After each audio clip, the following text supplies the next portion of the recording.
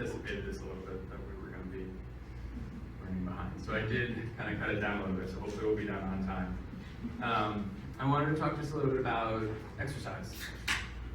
What kids are exercising, playing sports, doing stuff that's fun outside of physical therapy? Not so many, huh? Dance belly. Dance belly, great. You know, I see this as kind of a continuation of my talk from before. You know, we talked about PICU, inpatient, outpatient therapies. You know, what do we do when we kind of met our goals and we don't have necessarily big goals for physical therapy, for occupational therapy, but we need to keep doing something and keep kind of moving forward.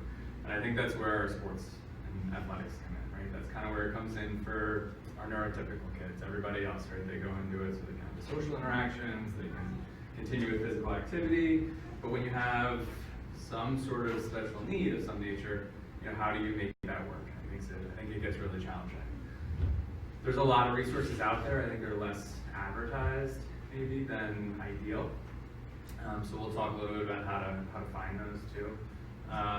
But first, I wanted to just kind of break down the differences in sort of our specialty sports. So adaptive sports is kind of very simple, right? It's just some sort of sport that's been adapted from an able-bodied version to be able to be done by somebody with some sort of physical disability, whether that's a stroke, increased spasticity, an amputation, in a wheelchair, whatever it is. There's been some sort of adaptation to make it accessible. And as we've been going through this, we've been trying to build a pediatric program here. We've been talking a lot about, you know, our younger kids.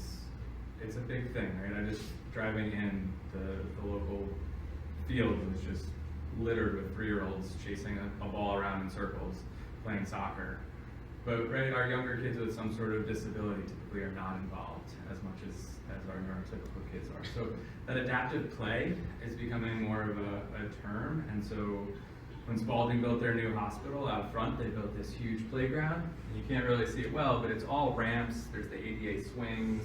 There's the seesaws, the merry-go-round type things that you can get a wheelchair on that are a little bit more accessible. And these are becoming more and more common out there. So, you know, when you get to the playground, you realize it's all wood chips and it's hard to walk around on, and you know, it's just a straight up climb. Look around, see if you can't find a better playground, to be perfectly honest, that may be more accessible to your child, easier to walk on, easier to climb up on, maybe make it more available for you to be able to get up on a slide with them and give them that opportunity to explore and really learn their body and learn their boundaries, because that's what kids are supposed to be doing, right? Piper was crawling all over that ballroom yesterday by herself. They're looking to kind of push their boundaries and figure out their independence and learn what they're capable of doing in these controlled, scary environments that are scary for you guys and for them, but they want to do it. We need to figure out how we can let them do that.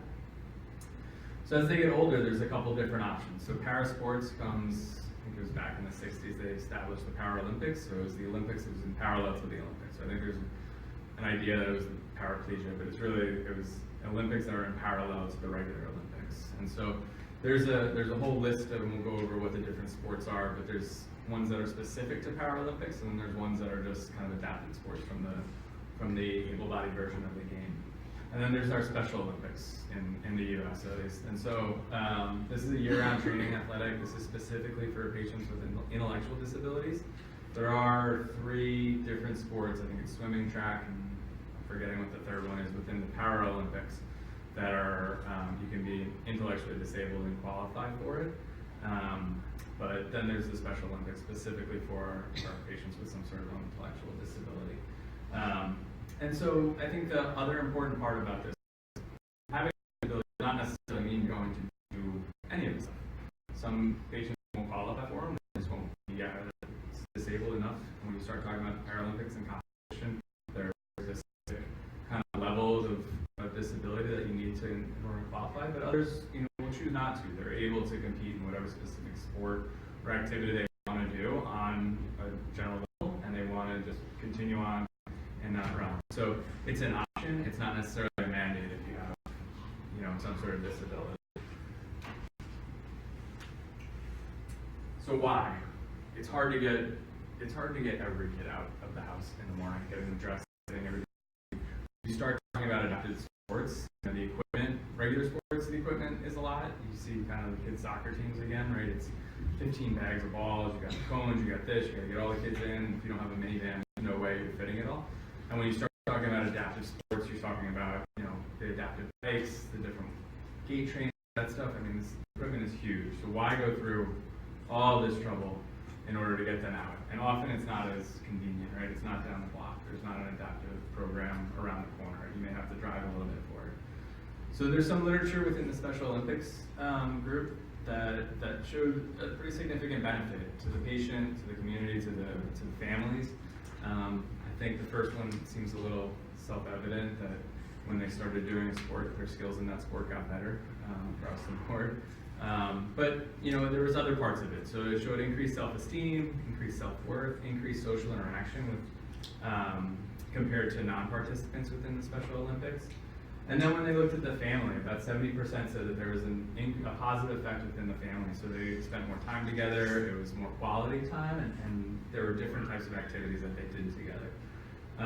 You know, 65, 2/3 of the families showed it increased their expectations of their child. So I think I talked to some families that it's hard sometimes to parent these children, in addition to keeping them alive and getting them to the hospital and all of the other things. How do you tell them no at any point when you're home?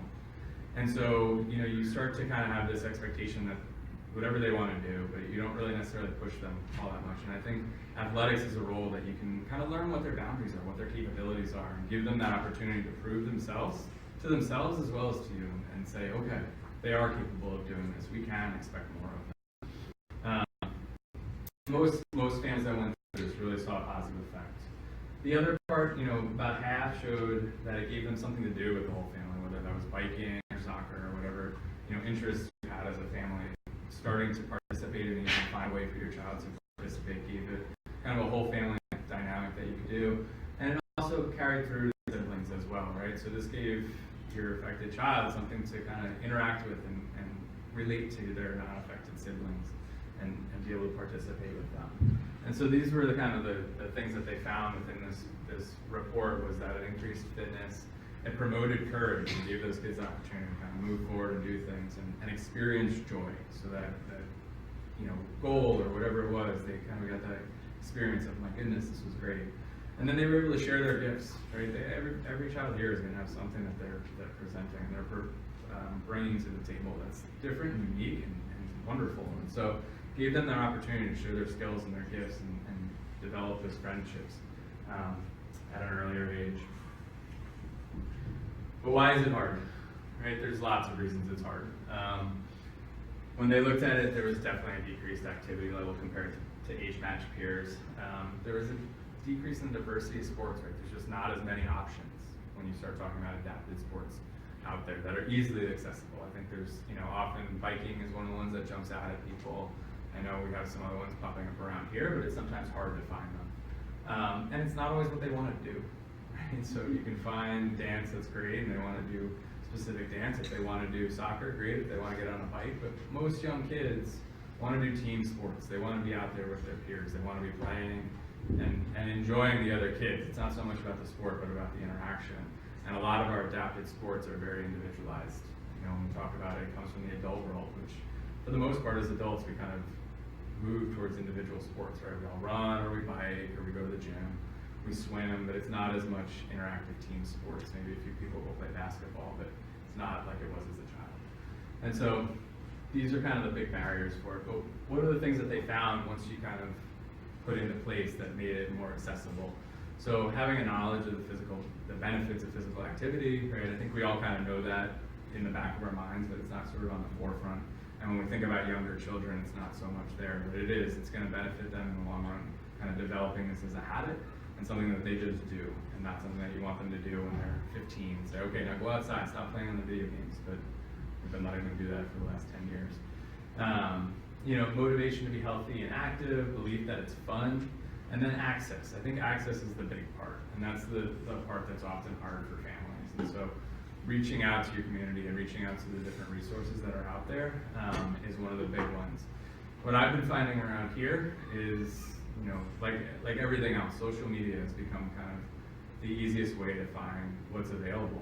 And so there's a a big group up here that specifically came out of spinal cord injury called the Kelly Brush Foundation, and they're based out of Vermont in particular and focused on spinal cord injury. But when you go onto their their Instagram site, right, you can see who's liking their photos, who they're following, who they're posting about, and kind of just follow that little path around, and you end up seeing how broad the field is and how many different opportunities there are. And eventually you can kind of find one that may be related a little bit more to your location, your activity of preference, and whatever else. And so I went through this when I started up in Boston just to get a feel for what was available. And to be honest, it brought me to Dream Adaptive out in Montana, to one all over the country. So it's a fairly tight-knit community, and so once you kind of delve into it, you end up finding the breadth that's available and close to you. And this is recent, so Brenda from Utah just recently put this out in the last couple of years. And this is from the AAP, really pushing children with disabilities to participate in whatever it is, sports, recreation, or physical activity. So, people are thinking about it. Yeah? Oh, I was just going to add that I used to work for the Olympics and the Paralympics, but the one thing that's awesome about getting your child involved, the one thing that's great about getting your child involved in disabled or adaptive sports, is that it's awesome for you as a parent too, because you start to, sometimes I find that like we can be isolated socially, and you get to meet people, like they might not have the ACTA2 mutation, but you start to meet people, like other families, like your social circle can start to evolve. So there's actually benefits for the family too, and most communities have adaptive sports programs. Like I know up in the Tahoe area, and in Denver, there's a Breckenridge outdoor education program. Like they have awesome education programs. Most of the mountains have some really good ones. The mountain sports have, and they'll take kids like if you wanted to get your daughter and you guys want to do runs or anything like that, like they have adaptive programs where they'll take kids and you can leave your child and they have volunteers to take them swimming and to do all these. There's big adaptive programs in different parts of the country, and they'll get your kids involved in doing something, and it's also can be a break for you too. So maybe you can go food shopping or go get a pedicure or something like that. Yeah, and they're across the board. There's sports with it. There's the Appalachian Mountain Club here started a program, Outdoor RX, that takes children out hiking and does things like that in the communities enclosed. So and the benefits are far-reaching. So it's definitely available. For our children in this room, there's some differences, right? So there's some restrictions that we do have to kind of recognize and realize that are part of our lives. So there's kind of two big categories in terms of the restrictions. The first is in terms of the contact sports, right? So non-contact sports are kind of generally what we're going to easily talk about. So that right column, in terms of the contact portion of things, they're on the table, right? We'll talk about the next set of restrictions after this. That may take some of them off. The limited contact, I think, across for the most part is okay. In this world, again, it's kind of on an individual basis, and it does change in terms of level of competition, specific sport, what position you're playing, those types of things. But they're generally okay. When we start talking about the contacts, it does get broken up, right? So there's collision sports and then there's contact sports. Collision sports are kind of a hard no. We kind of cut these out in a lot of patients. There's the risk for aneurysm. And when we talk about collision, it's specifically boxing, ice hockey, American football for our international friends, lacrosse, and then rodeo, which we talk about this often in hemophilia clinic, and we don't mention rodeo, but we have a lot of people from the South and Midwest, so it may be a little bit more. I saw our couple of words. Yeah, I was looking at groups actually. So rodeo is off the table as well. Rugby, I might imagine, would be off the table as well. So there's some specific ones that are a hard no, but when you start talking about the other ones, thinking about our contact sports, we really want to be cautious with it. I think if you're being a little bit more specific, right, ultimate frisbee gets put on there. I think we could probably adapt that to be a safe sport. Skiing and snowboarding, I think, are ones that have to have a conversation about, right? So we'll see a picture later. I mean, there are kids now that are jumping off of out in Wyoming. There's a big couloir that they just went flying off of, right? So we do need to have these discussions about what's safe in terms of this, and as long as the family's involved and the child understands and is willing to kind of limit that risk, I think we can talk about some of these contact sports, not necessarily the collision ones. But for the most part, we're talking about the limited contact and the non-contact sports in this population. The other level of restriction that we want to talk about is our cardiovascular risk.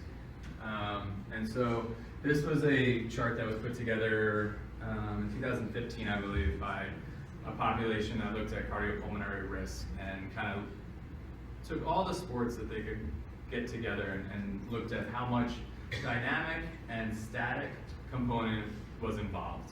And so the dynamic component really talks about our VO2 max. So how much oxygen do we need within our muscles, typically is how they define this, that's going to participate in this sport. And so usually that results in increased cardiac output. And so something that we want to keep in mind, it's not necessarily what we usually talk about as being the risk. It's usually the static component with the active 2 children that we worry about more. And so this is an increased percentage of maximum voluntary contraction. So this is when we're going to be using every muscle we have all at once would be 100%, right? We're just completely as tight as can be. And you can see where when we talk about the top part here, weightlifting is sort of what I think about as our definite no and our big concern with these kids. And so that's going to be that 3A category. So that increased static component. And really what that means is kind of across the board on that top, we want to avoid these sports. And again, this can be adapted, right? So cycling, I think, is one of the ones that maybe we can talk about, right? So if you're doing hills and you're pushing as hard as you can in a race up Mount Washington, which they do a bike up, that's going to be a no, right? That's equivalent to any sort of heavy weightlifting or anything like that. If we're talking about going out on a flat surface in a kind of easy, tight manner, and we're just biking around in an easier way, then absolutely that's something that's okay. So there needs to be some sort of discussion, I think, about this. We do have sports medicine consults here sometimes that we can go through if there's specific questions about a specific sport for a specific child. But this is a general way of looking at what we're concerned about. Good question. I think I had asked before, so they'd be pretty much crawling and pulling her weight. Yeah. Is that like a discussion to be had, or is it okay? Yeah, I mean, she has to, right? I think she has to. I think we have to recognize that these kids need to exist. Like, she needs some independence. She needs to be able to get around. And she's been doing it, and she's going to adapt, right? They're going to get stronger. They're going to figure out how to make those basic things happen. It's more, when you look at the amount here, let me see if I can.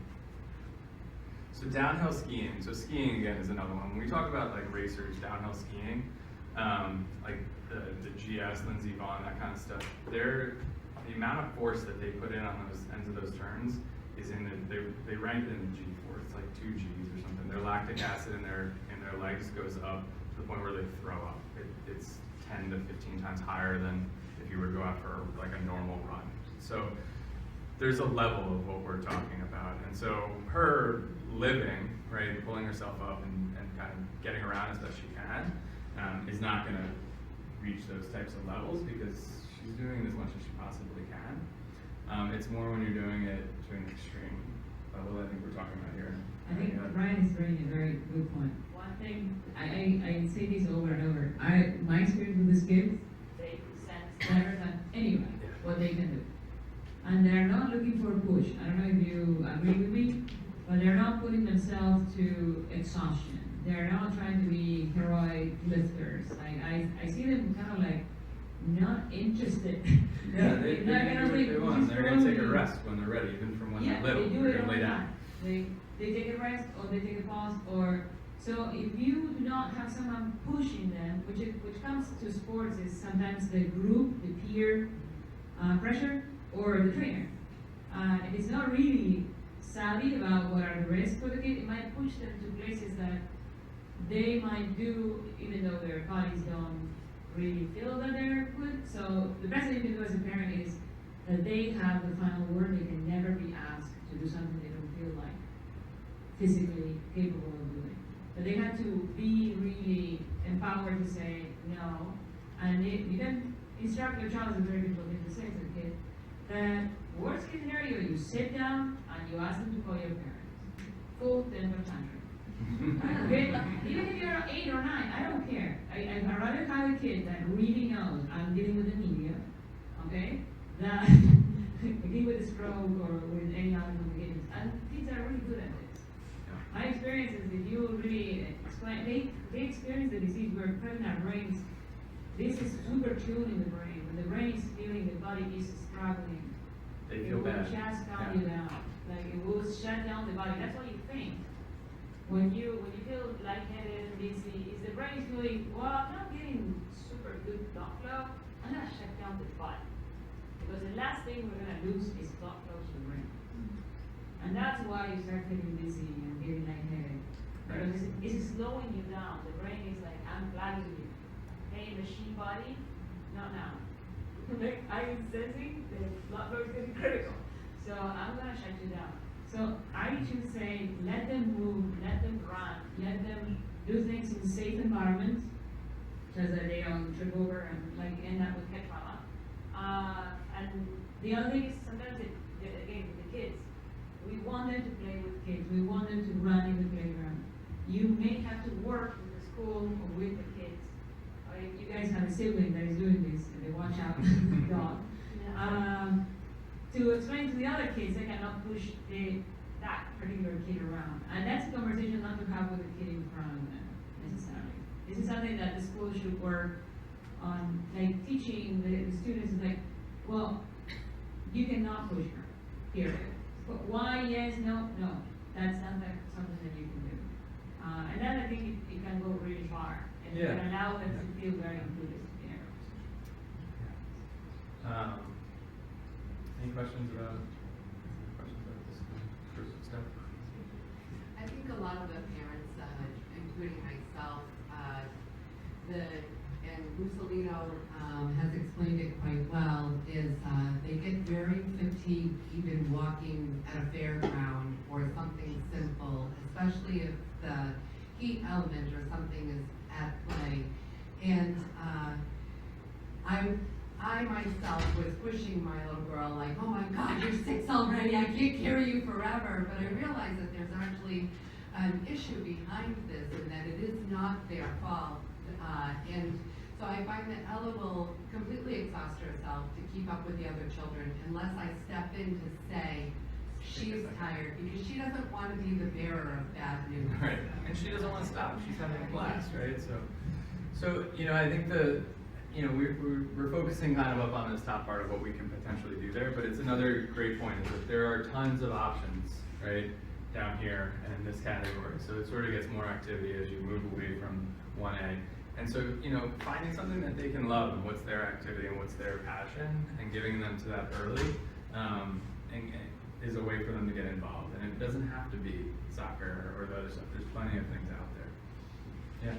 Yeah. So I don't know if this is, so much cheaper and as to other families too, just living with a child that's quite a bit younger, but I guess having an older sibling, and my husband and I come from a very sports-oriented background. We both played at the collegiate level and did things like that, and so that's what we love to do. Yeah.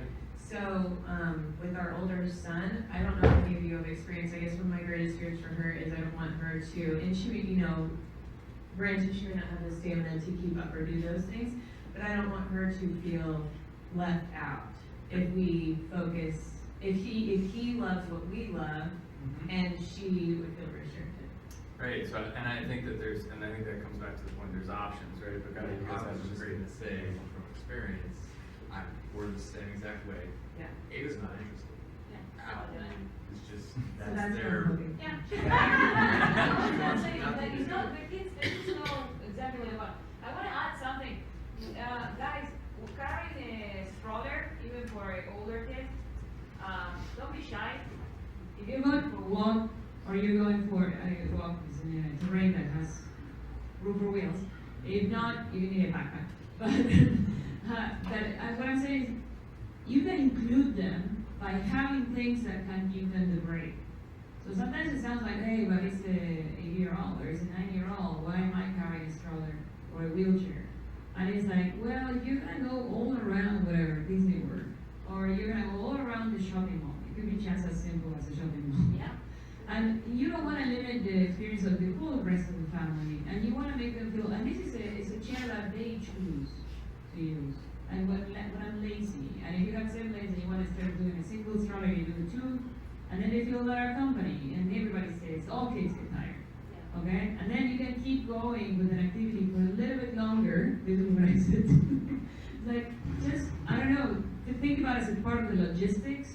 The thing with wheels, and you can become creative, be a bike, okay? You can deploy one of these foldable bikes, I've had kids and then you with just carry scooters them. that they use, and then even like Thule has a big, it's like, it can be a jogger, it can be a bike stroller, but it's kind of lower to the ground, it's bigger, it's got some space in there for 2 kids.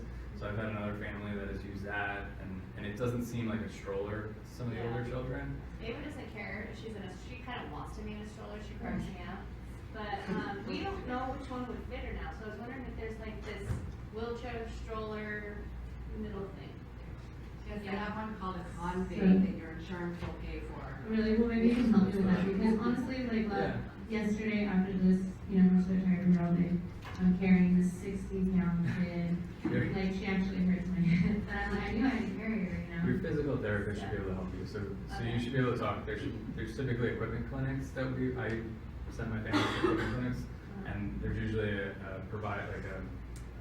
medical equipment provider there, their company, as well as a physical therapist that can go through the fitting and figure out what's gonna fit your guys' lifestyle and needs best, because there's lots of options. Convey is like kind of the medical strollers that get used for the larger kids, but there's tons of options out there. Convey, they have all different styles, yeah. Okay. I'm gonna throw out another one for biking. They can have their bike, you can have your bike, you go, but you have like one of those things, and you can put the kid in the back, whatever, how they call it. Trailer things. A trailer. You carry a trailer that is empty, maybe. And when the kid gets tired, you just find a way to either to fold the bag or you grab it on the side and the kid goes in the back. And then you don't have to completely, what are we doing? We're 6 miles away from why are you tired now? Yeah, we've done That would really change the experience, but we also don't want the family to never do more than 5 blocks. Yeah. You understand? Like, you guys have to get creative on how to give them a break and be prepared for the break. Like I don't have questions that they know exactly when they need the break.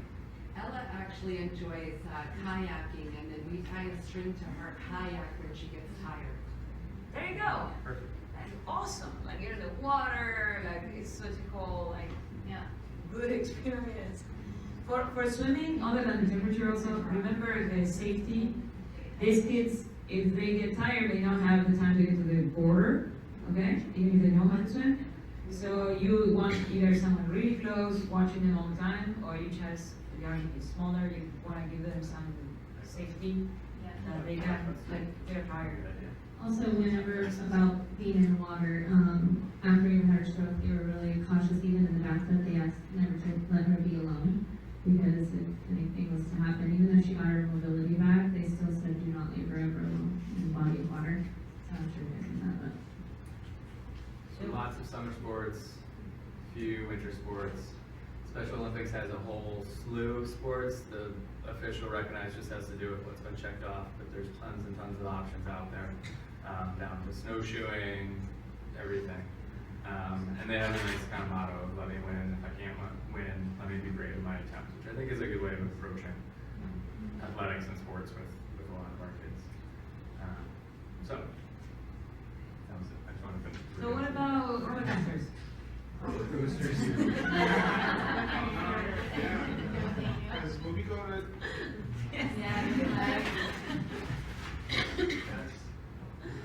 That's a big thing for us because we go to Universal a lot because we live 3 hours away. Or Disney. We went to Disney for Faith's birthday. There's not a lot of rides to get on. Even at Legoland, that's another story. But after a day of roller coasters or rides, and she's out of it, and she had what we thought was a TIA, but she was having that situation where her body was just telling us. Yeah, she needed the break. Yeah. So, so roller coasters, so no Space Mountain ever, okay? No Space Mountain. Oh, no. no? I only have this one, I never. There's Bitch and Bitch also that I know. What did you do last weekend? Oh, I went to the Bitch. Good classmates understand, but, so what do you say? This is a good time. Beach? No. Mountain. Beach, that's it. Yeah. Beach. Yeah. Uh-huh. You got the other one down really well. Sorry. So if there is no light, so first of all, the G-force, I know that, I just heard that some kids, like kind of talk about G-force. If it's high G-force, then you are very putting them at risk of, remember the vessels that are dilated in the neck? And also the same aorta can't hear because these vessels are stiff and they're dilated and the wall is weak.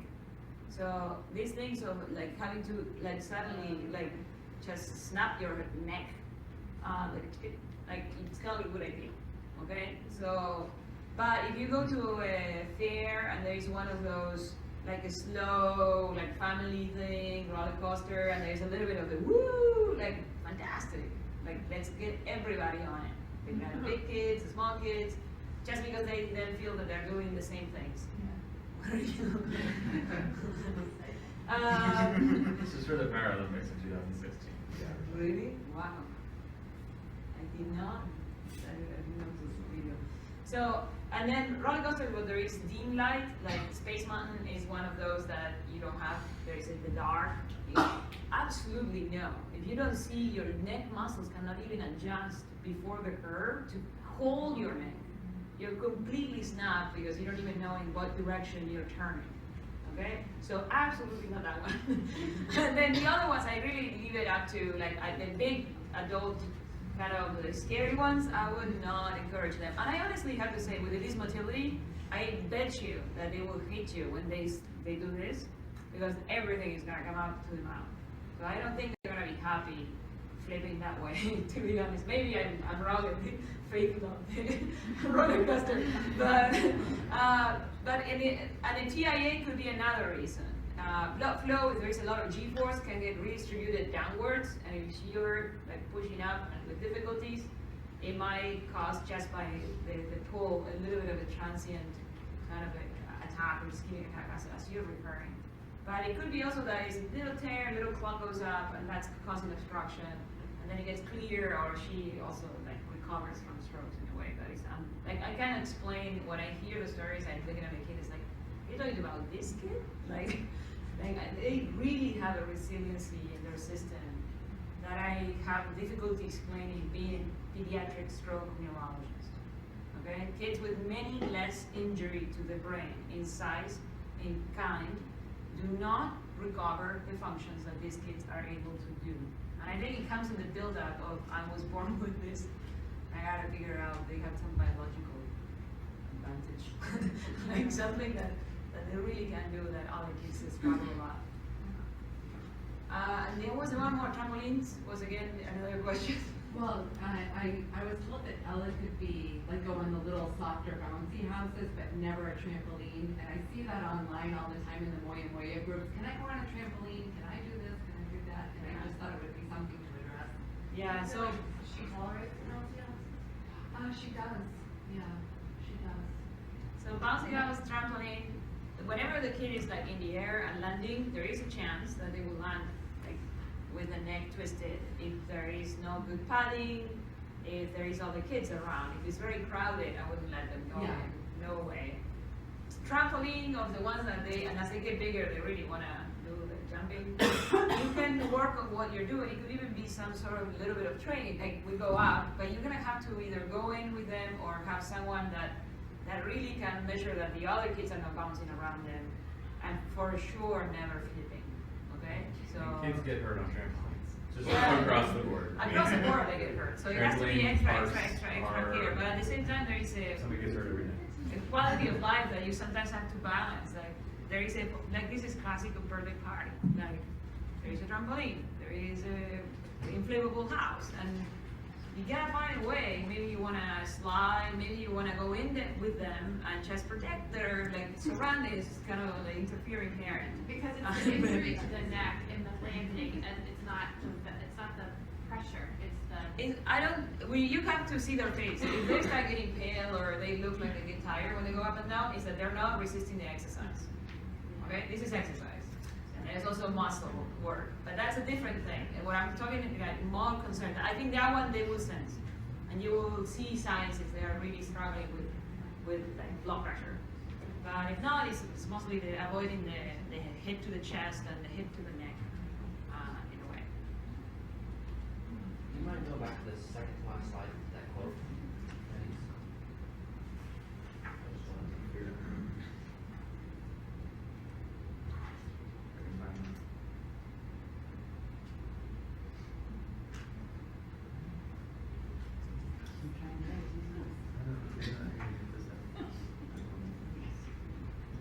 I slipped this over.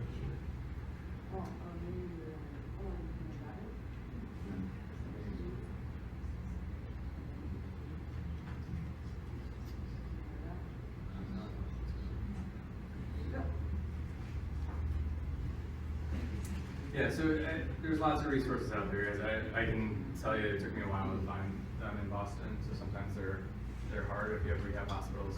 Franciscans actually puts together a nice pamphlet that's, I think, some 20 pages that they update every year with everything around the Boston area. Spalding has 3 sites that do adaptive sports and have tons of bikes that you can go and trial and you can work on. They have adaptive canoes and everything else. And we put together, there's a CP soccer program going on, there's adaptive basketball. So they're around. You just need to look for them, and you'll start finding them. And you know, your hospital, your rehab hospitals, social media are good places to start. Thank you.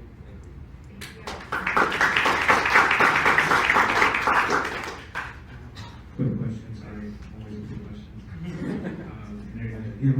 I know. There were some things that I did come here to learn, but I didn't hear anything about, and that's like behavioral characteristics. As far as we know that we found out, I think my wife said from Penny about transition. She doesn't deal with transition from one thing to another. Just other things of that nature, like for them. I know they get tired quickly. What else can we look forward to as far as their behavior?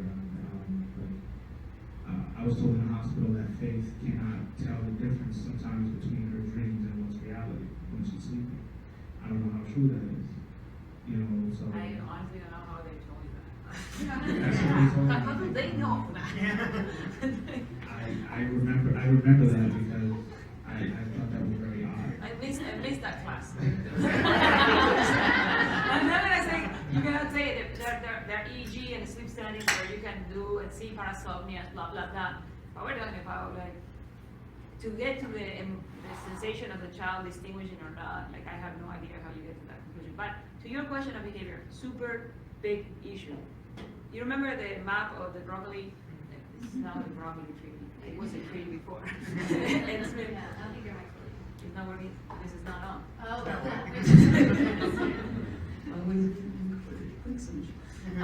So this part of the frontal lobe is really kind of a little bit distal to the blood flow, and we know it's affected. And that's where sometimes the surgery can help with, and we have heard stories how the surgery can help with the behavior.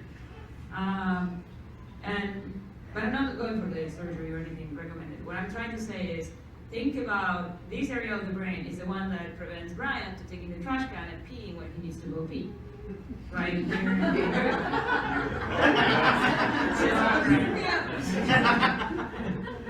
Am I your friend now? So this is judgment, like control of impulse. It's a really good example. Okay, I had a professor in medical school, he was hiking in ice, and he had a perpendicular issue. He came back after 3 months being in the hospital, he was teaching, and they peed in the trash can. This is exactly what happened. And they were like, oh, everything is fine, super smart, and he's disinhibited. So, this That inhibition, is a joke, huh? my dad is going through stuff like that, and he think his frontal lobe. He just, There are a lot of degenerative diseases that affect primarily the frontal lobe, and Alzheimer's is one of them, frontotemporal dementia is another one. The Parkinson's can do it, ALS can do it. But this is in this case, the blood flow is not optimal. So when you are doing something else, if you're moving around and everything, that may not be perfect, okay? So then they have trouble letting go. They have trouble controlling the impulse or emotion. Or they just decide to halt the entire world because they can't process it. Okay? And that's what I see them doing a lot in the clinic even. I was like, don't, and then you cannot engage them. Like they just, I'm taking my break. So sometimes what I suggest is think about what else the brain is trying to do, because you can give them a break from that, and that might help them with the behavior. That's a very practical approach, which is, I know if they are trying to read and they're having a hard time, or if they're moving a lot or something, you might need just to lay down for a little bit, put the legs up, or take some drink, or do sit down, and then re-engage with what you wanted to have done with them. And of course, this is not practical when you really need to get moving in your life, but you know what I mean. So one thing that I noticed with Ava, I don't know if this has anything to do with it or not, but when she hasn't had her feed, I'm like, oh God, she needs her food, because she starts acting all crazy, and you know, and even now to this point right now, luckily we have the G-tube, so I can just plug her in, and it's like recharging her. I don't know if that would have anything to do with it, it's like with nutrition, maybe vitamins and stuff, hydration. where my next thought was kind of. I was gonna say a lot of the time actually when children, they're not as good at expressing themselves and telling us what's wrong. So the way that they go about showing us, the way that they go about telling us that they're having a problem is through behavior. So I'm hungry, I can't really necessarily put words to I'm hungry, so I'm just gonna act out. Or I have a tummy ache, or I'm constipated, or, you know, my head hurts, but I don't have the words for that, I'm just gonna shut down. So oftentimes it's the behavior that kind of maybe points to something else is going on. like, we had, I know, we're going back and forth, but we had an argument with Faith that Ella was a boy, was a girl, and she kept saying, no, she's a boy. And yeah, she's a boy. But it was an argument where she started crying because that was, you know, so that's what I'm saying is just like You the remember when behavior. we were singing yesterday? Let it go. Well, it was the sister in her argument. Exactly. And they will speak up their mind, and it's gonna make you mad. And sometimes you're gonna have to intervene for the other people, the other kids, like what you were probably talking about. Is like sometimes you have to for the filter. Okay, you have to be the one that filters a little bit. You have another question? I think we were being kicked out. No, your questions are fine, okay? Go for it, keep going. Are there any kind of like supplements or vitamins or alternative therapies like acupuncture, pressure massage, anything that may be useful or beneficial to these kids? Or whatever, like maybe it's for brain function, you know, making the muscles stronger or So whatever. one of the things that I do in my spare time with this gentleman is we're trying to put resources for families that have had a stroke or they have moya. And among the resources, we are trying to sense from the families what they've seen with these therapies. It's not going to be based on evidence, published data, or anything like that. But when we see something works, we want to know. If it increases the stress of the kid, bingo. Okay? So massage therapy is a stimulation. If it's done gently and the kid is enjoying the experience, go for it. Acupuncture, if they're not in pain or in discomfort, and usually people that do acupuncture in kids are really good. Why not? It's also known to stimulate the central nervous system. There are many benefits from the cardiovascular system proven for acupuncture. I have no idea, and I could do. but I can say these are things, if it's safe, yes. So vitamin supplement is the only thing I'm gonna put a shout out to. No, don't do that. It's vitamin E, can cause bleeding, okay? And we do not want this because we have the kids in aspirin or Plavix. So no vitamin E extra, they don't need that. Whatever the multivitamin has is fine. Regular for age, multivitamin, okay. And I see a lot of the oil, like the fish oil. You gotta talk to your pediatrician to see what is the normal recommended dose for that age. Don't go above that. That also has a risk of bleeding in other, not ACTA 2, in other kids. So let's not risk something that we know may increase their chance of having an event when we don't know if we're gonna get any benefits, okay? Kids usually have very nice, beautiful lipids. Lipids are the fat in the blood. And this is what the fish oil is supposed to help with.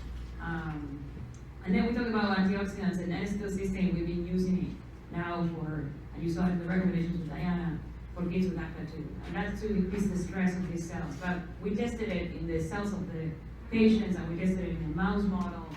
There's a little bit more data that is doing nothing. It's over here too. So, is that a win or no?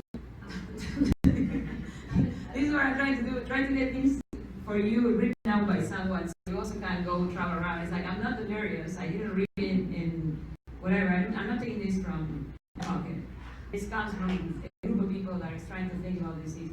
It can feel very invasive when you come so powerful, with so much information, from after things like this, and you're trying to teach people they don't even have the time to listen, or they don't even know how to listen, but that's it. Let's say that they know, they might not have the time. So sometimes you gotta try to put yourself on the shoes of the other person. It doesn't matter who she is, the therapist, another family, the peers that are playing with your kid. And try to do an exercise to see, well, what is the best way I can communicate what I need to communicate to them. So I don't worry about the names and everything. All right. Can I say one Yeah. thing on the mood piece? When Avery was about when Avery was about 2 and 4, set around age 2, I actually had the same question for her neurologist, and was like, we didn't have a diagnosis at the time, she didn't get diagnosed when she was 4, but I noticed these mood changes, or like she became overly defiant, forgetful. It turned out she has, which we now know is regression after illness, which we didn't talk about very much through here, but I think I've talked to a couple of people that have said that they've had that, like Ava's had that, like difficulty with walking and other things that happen after illness. So I noticed that her behaviors changed after she gets over, with her it's a virus, whenever she has a virus, and she'll become moodier, she'll become, like I said, more defiant, and even, she doesn't show that so much now anymore, but I just shared that with you, that if you notice some of these things maybe happening with her at that time, like, note when it occurs, like, is it after she's been sick? Or, was there an event or something that happened? Because we turned out that it was a post-illness encephalopathy that was happening, when she wasn't getting enough blood flow, and we actually ended up treating her and improvement in that blood flow. But the other thing too is, like, sometimes Avery will have what you're talking about, like just in the middle of the day, like she'll be kind of confused, or same thing, like more defiant or insistent. And we do what Dr. Mussolino's been talking about, and sometimes we just lie her down and we elevate her feet, and she does that. We do that for it can be anywhere from 5 minutes to 20 minutes, and it recirculates the blood, and then she bounces back and it helps. So I don't know if that helps, but that's just some info that might help someone. Yeah, take a pause, look at what else they're doing. Sometimes you give them a break from whatever they're doing, and the behavior can really get much better. And forget, think about the food. You all behave the same way, by the way. We can sense it when we don't give you the break. So I just wanted to explain the health binder. All the children are melting down. And the caretakers are done. So I just wanted to let you know that why I developed this passport to your health binder.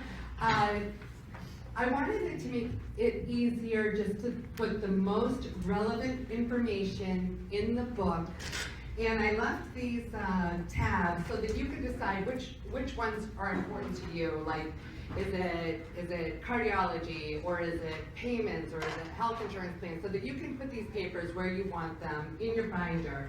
But included is a place to keep your latest MRI, and a place to keep all your business cards of all your contacts that you want in your book for next appointments. And then some extra pages to put in maybe your neuropsych eval or something like that. Extra tab markers here and there. And then I developed all the pages for you to easily follow your child's health in the last year and keep relevant, or with you in a car, or with your derivative, or whatever you want to do. And it has all your allergies and everything listed, your preferred physician and emergency contact and hospital to go to, a follow-up so that you can remember, like, when is my next follow-up with this caretaker, your current medication. Then we want a chronological of care, so that you can remember, like, on such and such a date, you went to the eye doctor, then you went to the ER, you went over here, you went over here, so that you can reflect it back into the notes that you'll be keeping, hopefully, to help you get better organized, because we could all use that organization. This is prescription paper, so that you can actually put the label next to what the prescription is, so that when you're saying it wrong, the doctor will understand when you handle the form. Then we have the next form, which is the emergency location, where you went, and then notes on the back so you can recall that event, because a lot of times we're in the middle of a flippin' haze and we can't remember anything. Another one is the doctor's visits, the questions you want to propose and what their answers are, so that you can keep track, and if they did any labs, so that you'll be able to keep track. And then after that, I did you 18 months worth of calendars, if you are interested in keeping notes about appointments on the bottom.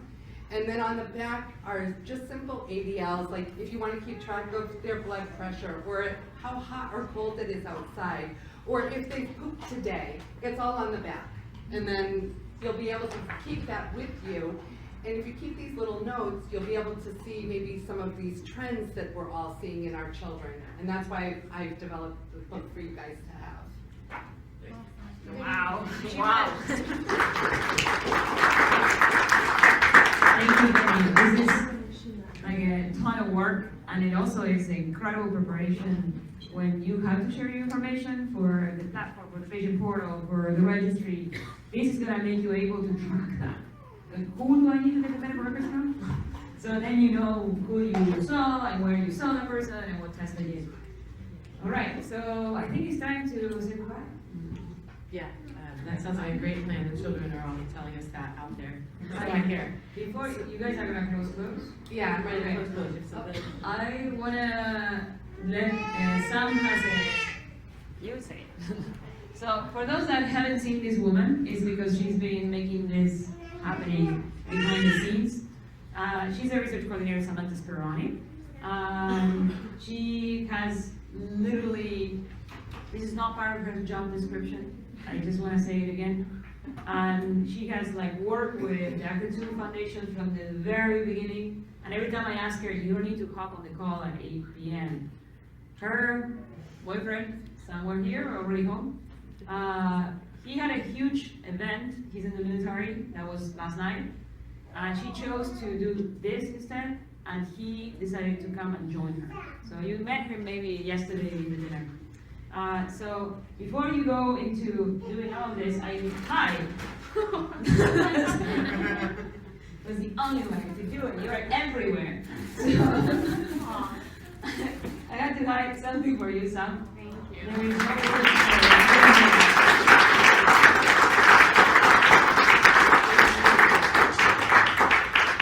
And I know she has someone that helps her go into this craziness and stays until 2 a.m. in the hospital, and they wake up at 4, and they stay together, who knows where. So please, Camille, come here. She's not even, I bet she's not even want to recognize you for all your help. And Rebecca, I cannot say, listen, I don't know how you're gonna take this in the plane, but I know you're also gonna need some relaxation, so. But this is from all of us. You might have sensed the level of craziness that kind of energy level. One of my oldest mentors, the one that interviewed me and got me into the hospital like in 2005, he's 85, and my new mentors are like, how do we mentor Patricia? And his answer was, get out of the way. So I use that quote a little bit to give myself ego thing, but also for saying like, I cannot do anything if I don't have other crazy people following, like you guys, like these guys, like these women, like, and so I cannot say how grateful I am. We know that all the speakers came by one single email. When I sent it, all of them said, yes, we want to be there, okay? These people, some of them don't even know me. Like, they don't know my accent, they don't know So, but it was a good reason to be here. And this is what if I had to say something to close the experience that I experienced here, it's heartbreaking to hear the journey that these kids and you guys as family have to go over. It's really moving to just watch these kids demonstrating to us what is important. And the only thing that we need to do is just look at them and keep going with the goal in mind. We want them to live a full life, and that has many shapes and colors. And we have that clear, really, the rest is all order in the right way. So I want to thank you for making my journey so much easier, because I can see what needs to get done by getting to see them and to getting to meet you guys. So from the bottom of my heart, thank you for making me part of your journey and for being the fuel for all of this, always.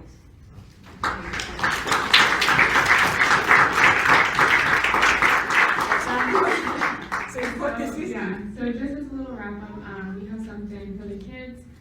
There's a foundation that these two parents started in memory of their daughter who had complicated medical needs, and in her memory, they make these fun little pillows for the kids. So we just have something for all the kids here to take home with them. So we'd love to get a picture of all of them if they want to come up and grab. Okay, so on behalf of the Alliance, we wanted to say thank you first to the physicians who gave their time, all of the speakers, researchers, physicians, personnel that you saw here today. No one was paid to be here. Everybody came voluntarily. We have doctors from all over the world watching on the webinars. We have physicians and doctors from industry around the local area that are here. Some who came all the way from Boston, sorry, not Boston, we're all here, but it's really time to go, you guys. No, came all the way from London. So Dr. Ung in the back, thank you, we appreciate that, and your involvement and participation. To echo a little bit what Dr. Mussolino said, for me personally, it was amazing to meet everyone here and to hang out with your kids and play. To be in a situation where we're not the only ones in a state, or the only ones in a country, or one of two in a country. We could have had all of these physicians and speakers come, and no one had been here, and it's been a completely different experience. So thank you to all of you who came from all over the world and all over this country to be here and participate. And we are excited to do this again next year, and the year after, and the year after, to make this even bigger and better. And so we all get to where we want to be. So thank you, all of you guys too. Thank you.